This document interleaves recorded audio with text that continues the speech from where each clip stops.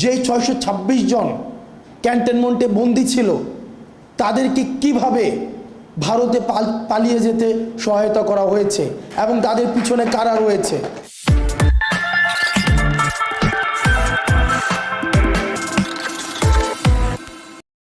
হত্যাকাণ্ডটা হয়েছে সেটাকে ইউফেমিস্টিকভাবে এটাকে কি বলা হয়েছিল, বিডিআর বিদ্রোহ। পিলখানা একটা হত্যাকাণ্ড, স্টেট প্যাট্রোনাইজ করে একটা ইন্টেনশনালি একটা হত্যাকাণ্ড ঘটিয়েছে এবং সেটাকে দেখানো হয়েছে যে এটা নাকি একটা বিদ্রোহ। আমার বয়স 27 বছর, আমি তখন ক্লাস 5-এ পড়ি যখন এই ঘটনাটা হয়।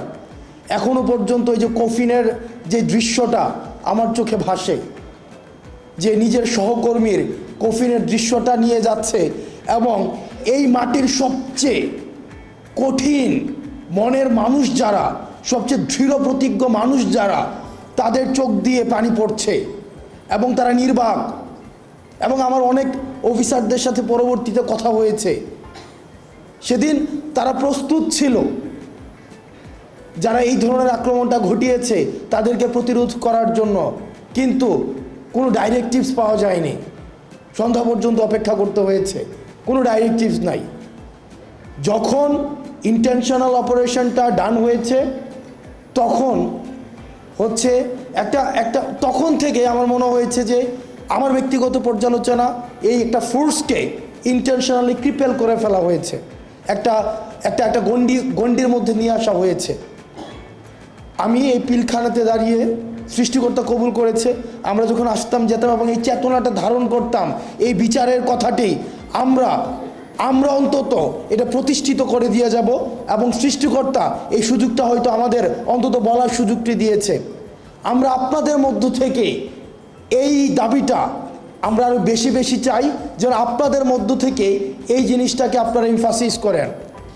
খুব দ্রুততম সময়ের মধ্যে এই পিলখানা হত্যাকাণ্ডের সাথে যারা জড়িত ছিল এবং নিরপরাধ অসংখ্য অফিসার রয়েছে, এতদিন পর্যন্ত যারা কারাগারে রয়েছে, ট্রায়াল অ্যান্ড এররের মধ্য দিয়ে যাচ্ছে, দ্রুততম সময়ের মধ্যে যেন এই বিচারটিকে নিষ্পত্তি করা হয়।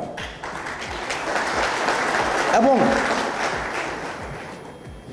এই আমরা দেখছি যে বেশ অনেক দিন ধরে যে গুজরাটের কসাই, উনি আমাদের সাম্প্রদায়িক সম্প্রীতি শিক্ষা দিচ্ছেন। ভারতে বসে আমরা আপনাদের কাছে একটা জিনিস জানতে চাই, যেই 626 জন ক্যান্টনমেন্টে বন্দী ছিল তাদেরকে কিভাবে ভারতে পালিয়ে যেতে সহায়তা করা হয়েছে এবং তাদের পিছনে কারা রয়েছে। আপনারা নিজেরাই দেখেন, আমরা এই বিষয়গুলো জানি। এই বিষয়গুলো 5ই আগস্ট পূর্ববর্তী পুরো সময়টা আমরা এই ঘটনার একদম সাথে আমাদের সরাসরি সম্পৃক্ততা ছিল। মিড রেঞ্জের যে অফিসারগুলো ছিল এবং সৈনিকরা ছিল, কোর্ট মার্শালকে সামনে রেখে জেনারেলের বিরুদ্ধে গিয়ে তারা হচ্ছে ছাত্র জনতার পক্ষে রাস্তায় নেমে এসেছিল। আমরা তাদের প্রতি আমাদের দায়বদ্ধতা অনুভব করি। ইউনিফর্ম পরা যে অফিসাররা রয়েছে, যে সৈনিকরা রয়েছে, আমরা আপনাদের প্রতি দায়বদ্ধতা অনুভব করি। আপনাদের দায়বদ্ধতার জায়গা থেকে আপনারা নিশ্চিত করবেন যে এই 626 জন যারা এই ফেসিবাদের অ্যানাবলার ছিল, কোলাবোরেটেড ছিল, এই ফেসিবাদের যারা পৃষ্ঠপোষকতা দিয়েছে, যারা এই ফেসিবাদকে ডালপালা আকারে মহিরূপে গড়ে উঠতে সহায়তা করেছে, তাদেরকে কারা সীমান্ত পাড়ি দিয়ে আজকে ভারতে একটা সেফ এক্সিট করে দিয়েছিল, আপনারা সেই বিষয়টিকে নিশ্চিত করবেন।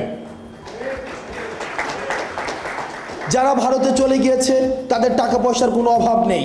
আজকে আমি যখন পিলখানায় কথা বলছি, ঠিক এই মুহূর্তে mother of terror Sheikh Hasina ভারতে বসে তিনি জনসভায় বক্তব্য দেওয়ার প্রস্তুতি নিচ্ছেন এবং সেটি আমাদের জন্য লজ্জার।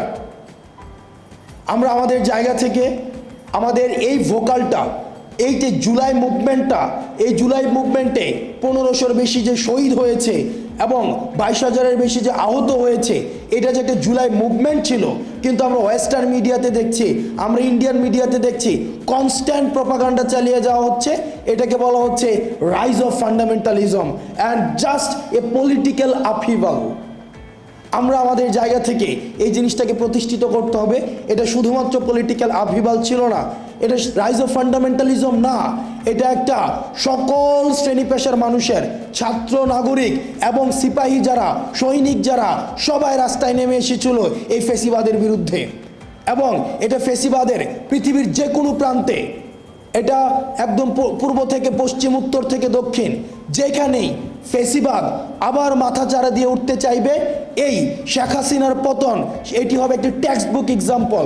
যেখানেই ফেসিবাদ মাথাচাড়া দিয়ে উঠতে চাইবে, এই শেখ হাসিনার পতনটা হবে এটা একটা টেক্সট বুক এক্সাম্পল। যে ছাত্র নাগরিক, যেমন সিরিয়াতে 53 বছর পরে আসাদের পতন ঘটেছে, আমাদের দেশে 16 বছরের পরে আসাদের পতন ঘটেছে, আমাদের আসাদ নামক যে ফিমেল ক্যারেক্টার হাসিনার পতন ঘটেছে।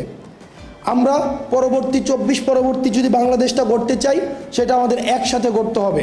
সেই জায়গায় আমরা দেখেছি যে সাম্প্রদায়িক উস্কানি বিভিন্ন সময় দেওয়া হচ্ছে, সেই জায়গাতে আমাদের বিজেপির সেখানে তাৎপর্যপূর্ণ ভূমিকা আমরা দেখতে পাচ্ছি।